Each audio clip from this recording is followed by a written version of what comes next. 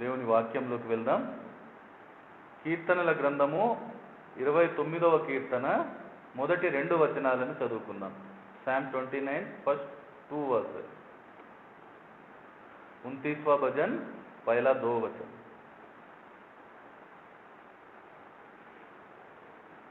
దైవపుత్రులారా యెహోవాకు ఆరోపించుడి, ప్రభావ మహత్యములను యెహోవాకు ఆరోపించుడి. యెహోవా నామమునకు చెందవలసిన ప్రభావమును ఆయనకు ఆరోపించుడి. ప్రతిష్ఠితములగు ఆభరణములను ధరించుకొని ఆయన ఎదుట సాగిలపడుడి. దేవుడి వాక్యమును దీవించునుగాక. ప్రియ సంగమా, ఈరోజు వాక్యం మనతో మాట్లాడుతున్న మాట ఆయనను ఆరాధించడానికి చేరియున్న మనందరినీ సిద్ధపరిచే ఒక మాట. ప్రతిష్ఠితములగు ఆభరణములను ధరించుకొని ఆయన ఎదుట సాగిలపడుడి. ఇక్కడ మనము చూస్తూ ఉన్నాం, దేవుని వాక్యం మనతో ఏం చెబుతుంది అంటే, ప్రతిష్ఠితమగు ఆభరణములను ధరించుకొని ఆయన ఎదుట సాగిలపడుడి. సాగిలపడుడి అంటే మరొక అర్థం ఆయనను ఆరాధించండి. ధరించుకోవడం అంటే దానికోసము సిద్ధపడమని. ఈరోజు మనము ధ్యానించవలసినది ఏంటి అంటే, ఎలా సిద్ధపడాలి, ఆ సిద్ధపడాలంటే ఏ ఆభరణాలు ధరించాలి. వాక్యమైతే చెబుతుంది ప్రతిష్ఠిత ఆభరణములు ధరించమని. ప్రతిష్ఠిత ఆభరణములంటే దేవునికి చెందినటువంటి లేదా ఆయన మహిమార్థమై సమర్పించబడినటువంటి, లేకుంటే ఆయన ఏర్పాటు ఏర్పాటు చేయబడినవి.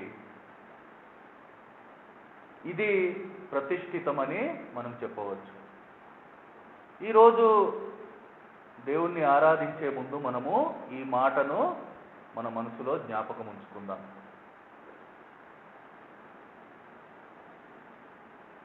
మామూలుగా ఏదైనా ఒక ఆభరణాన్ని ఎందుకు మనం ధరిస్తాం అంటే, నిజమైన క్రైస్తవులు ఆభరణాలు ధరించరు, శారీరక ఆభరణాలు ధరించరు. లోకరీతిగా మనం ఆలోచిస్తే ఒక ఆభరణాన్ని ఎందుకు ధరిస్తారు అంటే, అది వాళ్ళను అందంగా చూపెట్టడానికి కావచ్చు, వాళ్ళను హుందాగా చూపెట్టడానికి కావచ్చు, వాళ్ళను గొప్పగా చూపించుకోవడానికి కావచ్చు. అంటే లోకరీతిగా ఇలాంటి ప్రయత్నము, ఇలాంటి పద్ధతి, ఇలాంటి ప్రయాస మనకు కనబడుతుంది. కానీ వాక్యం ఏం చెబుతుంది?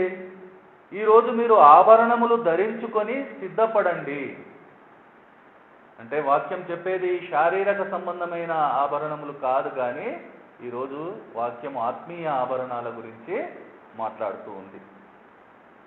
అంతేకాకుండా మీరు ధరించే ఆ ఆభరణము మిమ్మల్ని గొప్పగా చూపెట్టడానికి కాదు, మిమ్మల్ని మంచిగా చూపెట్టడానికి కాదు, మీ దేవుణ్ణి మహిమకరంగా చూపెట్టడానికి. అలాంటి ఆభరణాలు ధరించుకొని సిద్ధపడవలసిన అవసరాన్ని ఈరోజు మనకు చూపిస్తూ ఉంది. ధరించవలసినది మనమే,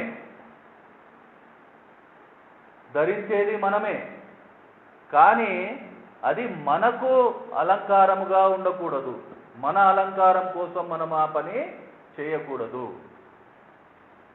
దేవుణ్ణి గొప్పగా చూపెట్టడానికి, దేవుణ్ణి అలంకరించడానికి, దేవుణ్ణి మహిమకరంగా చూపించడానికి అది మనం ధరించవలసిన అవసరం ఉంది. అలాంటి ఆభరణములు ఏమై ఉన్నాయి ఒక ఆత్మీయ జీవితంలో? ఈరోజు మనము చూడడానికి, అర్థం చేయడానికి, వాటిని ధరించడానికి, వాటి ద్వారా ఆయనను మహిమపరచడానికి సిద్ధపడతాం. మొదటగా మనం చూస్తే కీర్తనల గ్రంథము 96వ కీర్తన 9వ వచనం. Psalm 96 verse 9. పరిశుద్ధాలంకారములు ధరించుకొని యెహోవాకు నమస్కారము చేయుడి, సర్వభూజనులారా ఆయన సన్నిధిని వనకుడి. ఇక్కడ వాక్యం ఏం ధరించుకోమని చెబుతూ ఉంది మనల్ని అంటే పరిశుద్ధత, పవిత్రత. ఈ పరిశుద్ధత, పవిత్రత అనే ఆభరణాలను మనం ధరించుకోవలసిన అవసరం ఉంది. ఎందుకంటే మన దేవుడు పరిశుద్ధుడు. ఆయన పిల్లలమైన మనము పరిశుద్ధంగా ఉండాలని ఆయన కోరుకుంటున్నారు.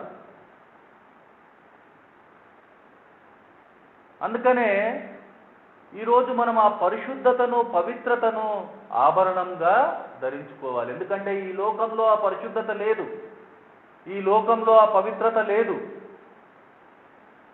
ఆ పవిత్రతను మనం ధరించుకున్నప్పుడే ఆ ఆభరణాలు ఇతరులు చూడగలుగుతారు.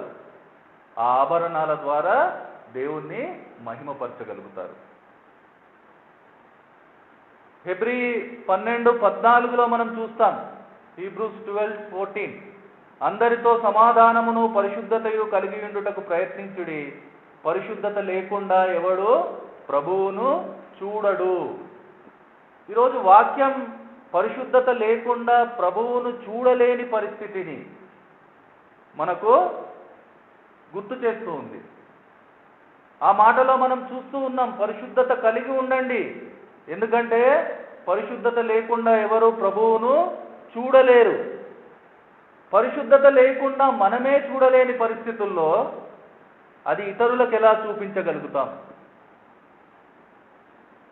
అందుకనే ఈ పరిశుద్ధత, పవిత్రత అనే ఆభరణము ధరించుకున్నప్పుడే దాని ద్వారా మనం ఆయనను చూడగలుగుతాం, ఇతరులకు ఆయనను చూపించగలుగుతాం, ఆయనకు మహిమను ఇవ్వగలుగుతాం. అందుకనే ఈరోజు మనము ధరించవలసిన ఆ ఆభరణం ఏంటి అంటే పరిశుద్ధత, పవిత్రత. రెండవదిగా మనం చూస్తే కొలస్సీలకు రాసిన పత్రిక 3:12-14 వచనాలు. కొలెషియన్స్ 3:12-14. కాగా దేవుని చేత ఏర్పరచబడిన వారును పరిశుద్ధులను ప్రియులైన వారికి తగినట్లు మీరు జాలిగల మనస్సును, దయాలుత్వమును, వినయమును, సాత్వికమును, దీర్ఘశాంతమును ధరించుకొనుడి. ఎవడైనను తనకు హాని చేసెనని ఒకడు అనుకొనిన ఎడల ఒకనినొకడు సహించుచు ఒకనినొకడు క్షమించుడి, ప్రభువు మిమ్మును క్షమించులాగున మీరును క్షమించుడి. వీటన్నిటిపైన పరిపూర్ణతకు అనుబంధమైన ప్రేమను ధరించుకొనుడి. మరొక ఆభరణాన్ని దేవుడు మనకు గుర్తు చేస్తూ ఉన్నారు. ఇక్కడ చూసినట్లయితే మన దేవుణ్ణి ఈ లోకానికి చూపించడానికి మనం ధరించవలసిన మరొక ఆభరణం జాలి, దయ, వినయం, సాత్వికం, సహనం, క్షమాగుణం. ఇవన్నీ మనము ధరించవలసిన ఆభరణాలు. ఇవి ఈ లోకంలో లేవు. ఉన్నా తమను తాము గొప్పగా చూపించుకునేవే తప్ప దేవుణ్ణి చూపించలేని పరిస్థితి. ఈ లోకంలో ఉండేవి అసంపూర్ణమైనవి.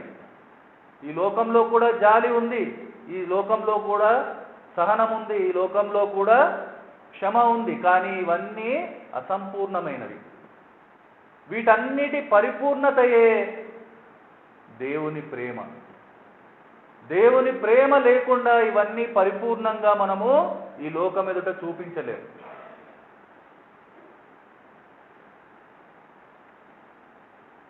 ఈ ప్రేమ కూడా లోకరీతి అసంపూర్ణమైన ప్రేమ కాదు, సంపూర్ణమైన, పరిపూర్ణమైన దేవుని ప్రేమ, క్రీస్తు ప్రేమ. ఈ క్రీస్తు ప్రేమను మనము ధరించుకోవలసిన అవసరం ఉంది ఈరోజు మన ఆభరణముగా. వాక్యం చెబుతుంది, నిన్ను ప్రేమించిన వాణ్ణి నీవు ప్రేమించడంలో గొప్పేముంది? నీకు నచ్చిన వాణ్ణి నీవు ప్రేమించడంలో గొప్పేముంది? ఎందుకంటే లోకంలో ఈ ప్రేమ మనం చూస్తూ ఉన్నాం. ఆ ప్రేమ ఎప్పుడు దేవుణ్ణి చూపెట్టదు. ఆ ప్రేమ మనిషినే చూపెడుతుంది. ఏదో ప్రతిఫలం ఆశించి నీవు ప్రేమిస్తే దాని ఫలం ఏంటి? అది ఎవరిని చూపిస్తుంది? ఏ ప్రతిఫలం లేకుండా నిస్వార్థంగా ప్రేమిస్తే అది దేవుణ్ణి చూపెడుతుంది. అదే దేవుని ప్రేమ. ఆ ప్రేమను నువ్వు ఆభరణంగా ధరించుకోమని ఈరోజు వాక్యం మనతో మాట్లాడుతూ ఉంది. నిన్ను ద్వేషించిన వాడిని ప్రేమించడం, నీకు నచ్చిన వాడిని ప్రేమించడం, నీ శత్రువును ద్వేషించడం అది కాదు. నీకు నచ్చని వాడిని కూడా ప్రేమించడం, నిన్ను ద్వేషించిన వాడిని కూడా ప్రేమించడం, నీ శత్రువును కూడా ప్రేమించడం, అదే దేవుని ప్రేమ. అలాంటి ప్రేమను ధరించుకోమని వాక్యం చెబుతూ ఉంది. మరొక ఆభరణాన్ని మనం చూద్దాం. 1 పేతురు 5:5, 1 పీటర్ 5:5. చిన్నలారా, మీరు పెద్దలకు లోబడి ఉండుడి.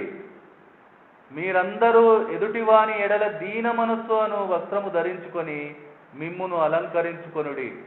దేవుడు అహంకారులను ఎదిరించి దీనులకు కృప అనుగ్రహించును.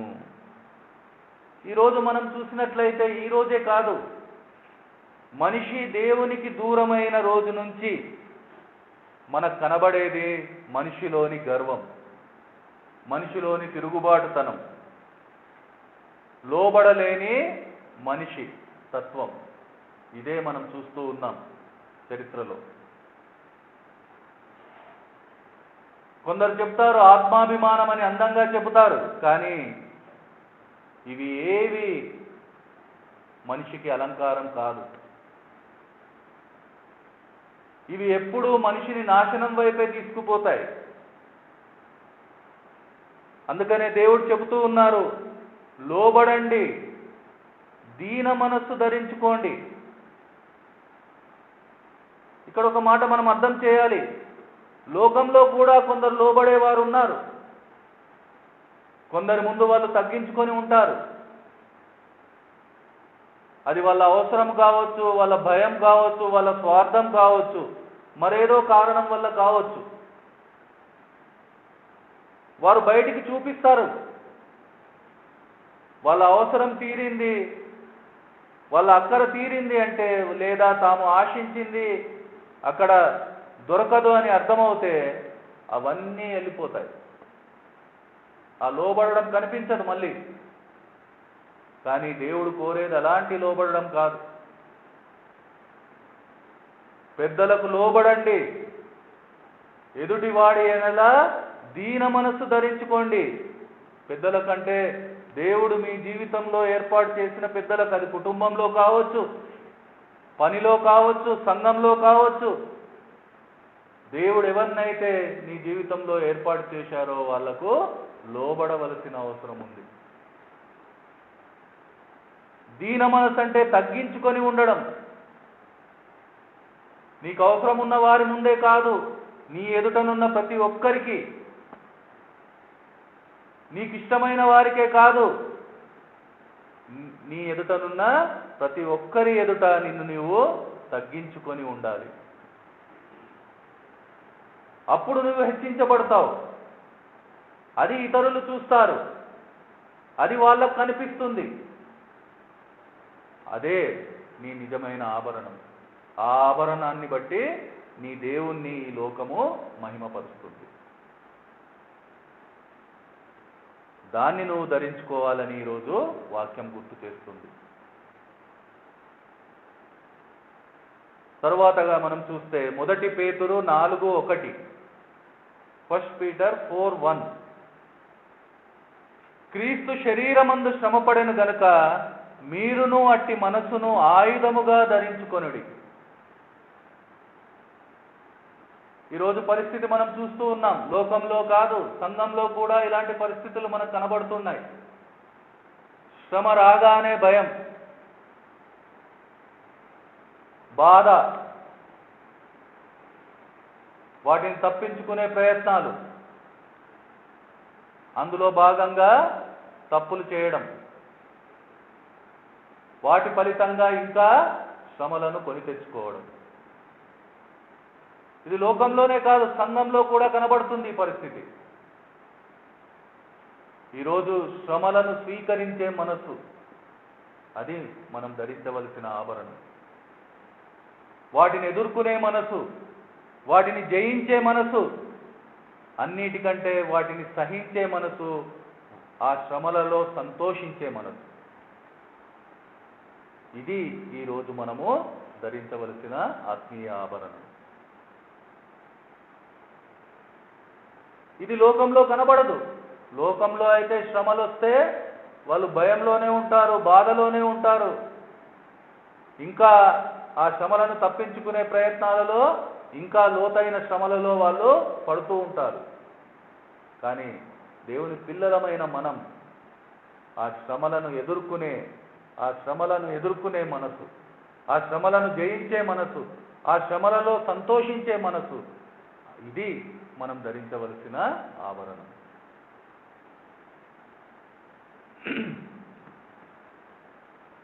దేవుడైతే చెప్పారు మనకు, శ్రమలైతే వస్తాయి, ఇవి మీకే వచ్చాయని ఆశ్చర్యపోకండి, అందరికీ వస్తాయి, నేను మీకు మోయగలిగేంతనే ఇస్తాను, మిమ్మల్ని సరిచేయడానికే, మీకు మేలు చేయడానికే నేను ఇస్తానని దేవుడు ఎన్నోసార్లు మనతో మాట్లాడారు. కానీ శ్రమ వచ్చిందంటే, ఇబ్బంది వచ్చిందంటే మనం ఎలా మారిపోతున్నాం, ఎలా పరుగులెడుతున్నాం, ఎటువైపు మన పయనం కొనసాగిస్తూ ఉన్నాం, ఒక్కసారి మనము ఆలోచన చేయవలసిన అవసరం ఉంది. అది ఏ పరిస్థితి అయినా మనం సానుకూలంగా, పాజిటివ్గా తీసుకోవాల్సిన అవసరం ఉంది. అదే మనం ధరించాల్సిన ఆభరణం. ఆ తర్వాత మనం చూస్తే కొలస్సీలకు రాసిన పత్రిక 3:5, కొలెషియన్స్ 3:5, కావున భూమి మీదనున్న మీ అవయవములను అనగా జారత్వమును, అపవిత్రతను, కామాతురతను, దురాశను, విగ్రహారాధనను, ధనాపేక్షను చంపివేయుడి. 6వ వచనంలో మనం చూస్తే, 6-7 వచనాలను కూడా మనం చూస్తే, వాటి వలన దేవుని ఉగ్రత అవిధేయుల మీదికి వచ్చును. పూర్వము వారి మధ్య జీవించినప్పుడు మీరును వీటిని అనుసరించి నడుచుకొంటిరి. ఇప్పుడైతే మీరు కోపము, ఆగ్రహము, దుష్టత్వము, దూషణ, మీ నోట బూతులు అను వీటినన్నింటినీ విసర్జించండి. ఒకనితో ఒకడు అబద్ధం ఆడకుడి, ఏలయనగా ప్రాచీన స్వభావమును దాని క్రియలతో కూడా. 10వ వచనం, మీరు పరిత్యజించి జ్ఞానము కలుగు నిమిత్తము దానిని సృష్టించిన వాని పోలిక చొప్పున నూతన పరచబడుచున్న నవీన స్వభావమును ధరించుకొని ఉన్నారు. ఈరోజు ధరించవలసిన ఆభరణము మనం చూస్తూ ఉన్నాం. ఒక నూతన స్వభావం, ఒక మారిన జీవితం, ఈ లోకానికి భిన్నమైన జీవితం. ముఖ్యంగా ఆ పాత అలవాట్లు, ఆ పాత ఆలోచనలు, ఆ పాత ఆచారాలు, బలహీనతలు, బంధాలు, సంబంధాలు, ఇవేమీ లేని ఒక కొత్త జీవితం. ఆ కొత్త జీవితం మనం జీవిస్తే, అంతకుముందు మనల్ని చూసిన ఈ లోకం ఆశ్చర్యపడుతుంది, ఆ కొత్తదనాన్ని చూస్తుంది, దాన్ని బట్టి దేవుణ్ణి మహిమపరుస్తుంది. అందుకనే ఈరోజు ఆ మారిన జీవితం, ఆ నూతన స్వభావం ఒక అలంకారంగా, ఒక ఆభరణంగా మనము ధరించవలసిన అవసరం ఉంది. ఎందుకంటే అది మాత్రమే నలుగురికి నిన్ను చూపించగలుగుతుంది, నీ దేవుణ్ణి మహిమపరచగలుగుతుంది. చివరగా మనం చూస్తే ఎఫెసీయులకు రాసిన పత్రిక 6:11, ఎఫెషియన్స్ 6:11, మీరు అపవాది తంత్రములను ఎదిరించుటకు శక్తిమంతులగునట్లు దేవుడిచ్చు సర్వాంగ కవచమును ధరించుకొనుడి. ఈ మాట ఎన్నోసార్లు విన్నాం. ఈ మాట ఏం గుర్తు చేస్తుందంటే ఒక పోరాట జీవితం.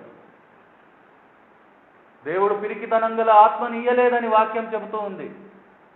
ప్రతి పరిస్థితిని తట్టుకొని నిలబడే ఒక ధైర్యమైన జీవితాన్ని మనం జీవించవలసిన అవసరం ఉంది. శత్రువును ఎదిరించే జీవితం, పాపాన్ని జయించే జీవితం, చెడును ఎదిరించే జీవితం, అపవాది తంత్రాలు, శోధనలు, నిందలు, హింసలు, కుట్రలు, కుతంత్రాలు, ఇవన్నీ ఆ అన్ని పరిస్థితుల్లో దేవుడిచ్చిన శక్తితో ఈ లోకం ఎదుట నిలబడడం, ఇదే లోకానికి మనం చూపించే, లోకాన్ని ఎదుట మనం ధరించే ఆభరణం. ఇదే దేవుణ్ణి లోకంలో మహిమపరచడానికి మనం ధరించవలసిన ఆభరణంగా వాక్యం గుర్తు చేస్తుంది. అదే సర్వాంగ కవచం. అది నువ్వు ధరించినప్పుడు విజయునిగా నువ్వు నిలబడతావు. నీ విజయం దేవునికి అన్నిటికంటే మహిమకరమైనది. నీ దేవుణ్ణి మహిమపరిచేది నీ విజయం, నీ ఓటమి కాదు. ఆ విజయం నీకు దక్కాలంటే సత్యము, నీతి, సిద్ధ మనస్సు, విశ్వాసము, రక్షణ, వాక్యము, ఇవన్నీ పొందుపరచబడిన ఆ గొప్ప ఆత్మీయ ఆభరణాన్ని నువ్వు ధరించుకొని దేవుణ్ణి ఆరాధించవలసిన అవసరం ఉంది. సంగమా, ప్రతిష్ఠితములకు ఆభరణములను ధరించుకొని ఆయన ఎదుట సాగిలపడుడి అంటూ వాక్యం మనతోనే మాట్లాడుతుండగా ఒక్కసారి మనము ఆలోచన చేయవలసిన వారమై ఉన్నాం. నిజంగా మనం ధరించవలసిన ఆభరణంలేంటి? ఏ ఆభరణాలు ధరించుకొని ఆయనను ఆరాధించడానికి మనం సిద్ధపడాలి? ఆత్మీయ ఆభరణాలు అనేకం దేవుడు మన ముందుంచి ఉన్నారు.